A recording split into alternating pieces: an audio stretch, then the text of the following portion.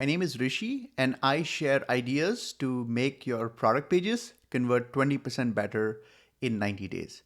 Today, I'm going to talk about a really important topic, which is that if you look at product pages, you'll notice that the content length is shrinking. And one of the challenges we have is that, one of the ideas that I kind of experiment around quite a bit is having on that simple product page, having a mechanism for someone who's looking for a lot more detail to get that information on that page itself. So I want to just show an example. So this is a product page that has fairly minimal detail, but there's a button over here that says how we did it. And when you click on it, there is this big giant wall of text where we are explaining what the product does and giving all the details.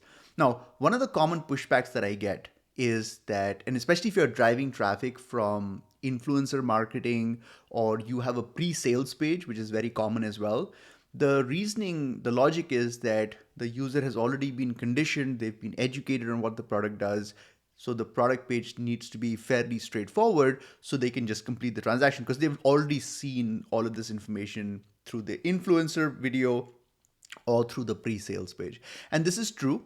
And I think most people that have gone through that content and have absorbed that content, they would come to the product page and they would make the purchase. But remember that oftentimes, if you think about sales, look at the traditional sales approach where a salesperson is selling a client, the hesitation, even though the salesperson may have gone through all of the important details about what the software does or what the service is, to right at the end, the consumer has this, or the client or this potential buyer has all of this anxiety building up. And it's if those questions aren't answered again, or maybe more clarity isn't given, the sale gets derailed. So I agree that there's a lot of information that's been communicated in the pre-sales page, but you still need a mechanism on the product page for people that are still skeptical to get that final reassurance before they make a purchase. And remember, when we're doing conversion optimization, we are primarily thinking about those people that are struggling. And so that's where the all the growth opportunity is.